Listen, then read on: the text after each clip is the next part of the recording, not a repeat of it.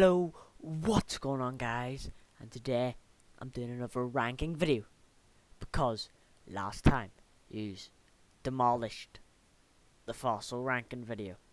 So today I'm going to be ranking the Pokemon generations based on their post game, excluding DLC, because that's not fair. Well, that being said lads, let's get into this. Now, for number 9 I put Pokemon Sword and Shield. This is not including DLC, by the way, if you're wondering. Because if this was including DLC, it would have been higher. But that's not really fair. So, Pokemon Sword and Shield's post-game revolves around you chasing around these two posh twats. They're like Swordward and Shieldbert. That just cause trouble. Make some G-Max. Make some Pokemon like Dynamax or something. And then at the end, you fight them. Catch Box Legendary. Other than that, there's nothing really to do. You could get all the Gigantamax, yes. But they mostly came out like weekly or something. Not even weekly, like some even came out like monthly. So, I think number 9 is a good place for Pokemon Sword and Shield. Right, here we have Generation 1. Not much you can really do. You could fight the Elite Four again. You could catch Mewtwo, catch legendary birds. That's it.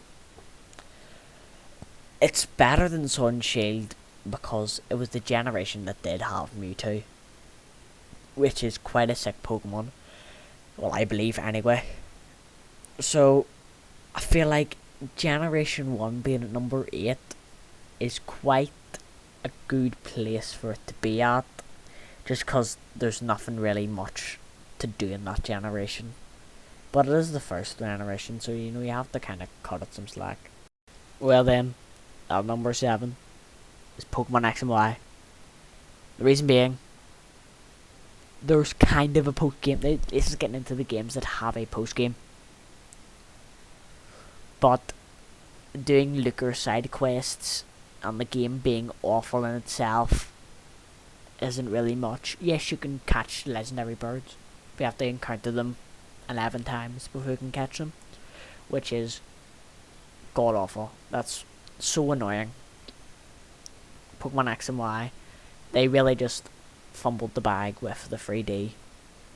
They're the first games that are 3D, and they really just made them god awful. And it just went downhill from there. Gen 5 best games. Well, yeah, I think 7th is maybe even too high for them, but we're better than Red and Blue. I know that. Now, for number 6, Pokemon Scarlet and Violet. It has a really good post-game. Challenge all the gym leaders again. Go into Area 0. I think it is bang average. I like the post game, but the other games post games are so much better. So Scarlet Violet at number 6 makes good sense to me. You could maybe move it up to 5, but I feel like 6 is just a good place to put them up. Number 5, I have Pokemon Sun and Moon and Ultra Sun and Moon. Now, I put them together because they're both Generation 7. But apart from that, they're kind of the same, but not really. One big difference in Pokemon Ultra Sun and Ultra Moon is you can travel through these Ultra Wormholes to catch legendary Pokemon and get increased shiny odds. So that would probably add to the post game by catching all the legendary Pokemon. In both of them, you also have to catch Ultra Beasts, the new Ultra Beast, Stakataka, and a Blastoise or something in Ultra Sun and Ultra Moon. Pokemon Sun and Moon, you get Looker. He goes over to you and he's like, right lad, you go and catch these Ultra Beasts. I think it's good. The battle tree as well. Like, I think it is just an overall good post game. But the other ones are just a lot better and just have a lot more content. You can also catch Cosmog, trade it the other game, evolve it, and then bring it back to your game to get the other legendary, which I think is quite cool, but doesn't save it from being number 5 in the middle of my list. Number 4, put the Generation 4 games. Now, I know these maybe should be, it's quite controversial because people think it's either really good or really bad. Compared to the other ones left on the list, I'd say it's in the middle.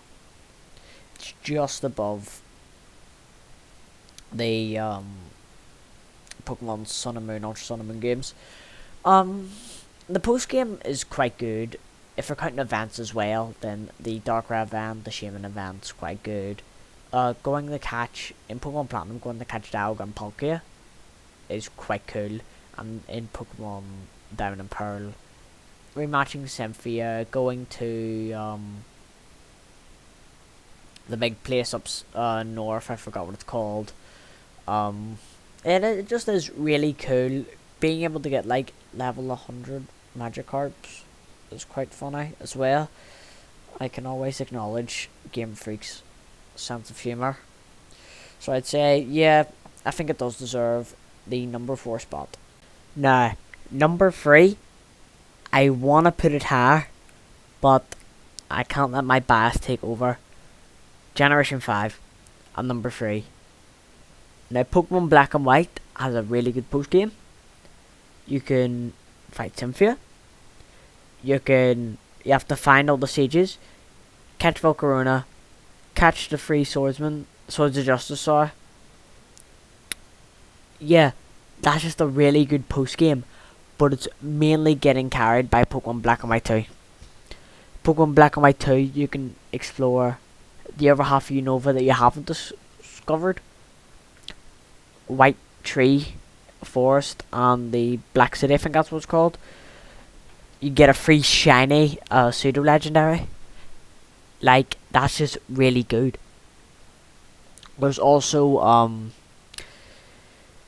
blanking on it. Wait, yeah, you get a bunch of legendaries like Latios, Latias, Cresselia,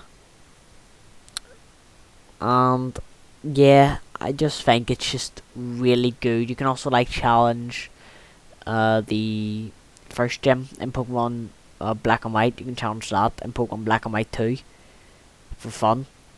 But yeah, I think Pokemon, when I think 5th generation, at number 3 is quite a good place to put it at. Number 2, I put the 3rd generation games, Sapphire, Ruby, and Emerald. Now, the post game really just revolves around the Battle Frontier, but the Battle Frontier is really, really good. It's quite challenging. It's really fun. If you haven't done it, I'd say go and do it. Like, they're probably not gonna do another bit of Gen 3 remakes. Go back to Sapphire, Ruby, and Emerald and do it. You could also catch the Reggies. I think you got Latios and Latias as well. The Reggies, you have to do like a specific puzzle to get all them, which was quite fun. If you're a kid at that time, there probably wouldn't be internet, so having to figure all that out is really, really cool. And Latios and Latias are just really cool legendaries. So I believe Pokemon Ruby, Sapphire, and Emerald should be at number 2. Now then, at number 1 on my list, probably all guessed it, Pokemon Gold, Silver, and Crystal has the most content. Get to discover a whole new region. Get all the Kanto Pokemon, catch Mewtwo, catch legendary birds, rematch Daily 4, then go and fight Red, which is one of the hardest fights in the Pokemon series. Excluding Volo and Cynthia maybe, that is probably the hardest fight. You could also catch, I'm not sure if that's in Gold and Silver, Heart Gold, Soul Silver, you can catch the other legendary in it as well. And that's gonna be it for the list, my guys.